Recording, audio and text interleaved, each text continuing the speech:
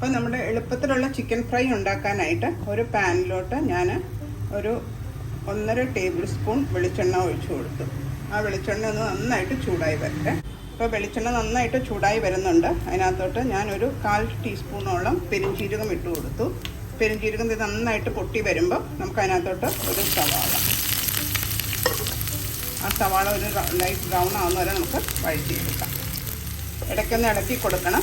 ഒരു light brown ആവുന്ന വരെ നമുക്കതിനെ സോഫ്റ്റ് ചെയ്തെടുക്കണം. ആ പെരുംജീരകത്തിൻ്റെ ഫ്ലേവർ എല്ലാം ആ സവാളയിലൊക്കെ പിടിക്കാൻ വേണം. സവാള വഴന്നു വരുന്നതിൻ്റെ കൂടെ തന്നെ നമുക്ക് കറിവേപ്പില ഇട്ട് കൊടുക്കാം, കുറച്ച് ഉപ്പിട്ട് കൊടുക്കാം.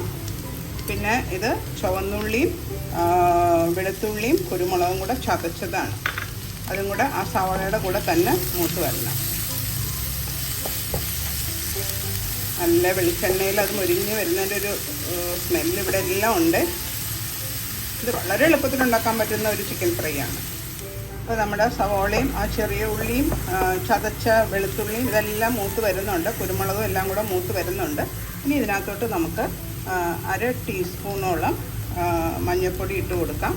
പിന്നെ ഞാനിവിടെ കുരുമുളകും പച്ചമുളകും യൂസ് ചെയ്യുന്നുണ്ട്. ഇപ്പോൾ കാശ്മീരി ചില്ലി പൗഡറാണ് യൂസ് ചെയ്യുന്നത്.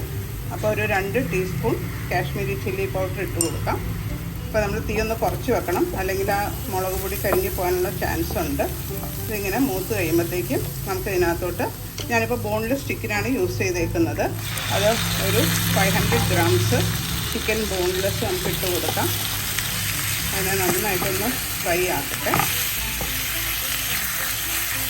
ഫ്രൈ ആയി വെക്കണം. ചിക്കനൊക്കെ ഒന്ന് മസാലയൊക്കെ പിടിച്ചിട്ടുണ്ട്. അതിനൊക്കെ വേവാനായിട്ട് ഒരു 1/4 കപ്പ് വെള്ളം കൂടെ ഒഴിച്ച് കൊടുത്തിട്ട് മൂടി വെച്ച് ഇതിന് ഒരു 5 to 7 മിനിറ്റ്സ് കൊണ്ട് കുക്കായി കിട്ടും, ബോൺലെസ് ചിക്കൻ ആയതുകൊണ്ട്.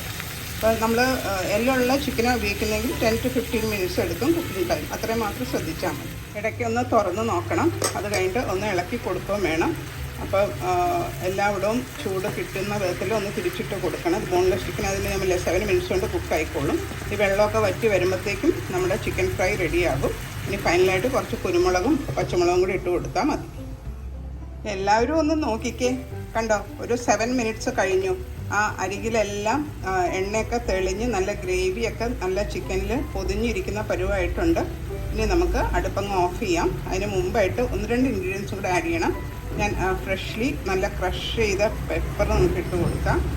പിന്നെ ഒരു 3-4 പച്ചമുളക് കൂടെ ഇട്ട് കൊടുക്കാം. കണ്ടോ, അപ്പോൾ നമ്മുടെ ചിക്കൻ ഫ്രൈ റെഡിയായി. ഞാനത് സെർവ് ചെയ്യുന്നതും കൂടെ കാണിച്ചു തരാം. അപ്പോൾ എല്ലാവരും ഒന്ന് ട്രൈ നോക്കുക. ചോറിനൊക്കെ പറ്റിയ നല്ലൊരു ഡിഷാണ്. വളരെ എളുപ്പത്തിലും ഉണ്ടാക്കാൻ പറ്റുന്ന ഡിഷ്. അധികം മസാലാസ് ഒന്നുമില്ല. അപ്പോൾ ചിക്കൻ്റെ കറക്റ്റായിട്ടുള്ള ടേസ്റ്റ് കിട്ടും ഇങ്ങനെ ഉണ്ടാക്കിയാൽ. അതാണ് അതിൻ്റെ ഗുണം.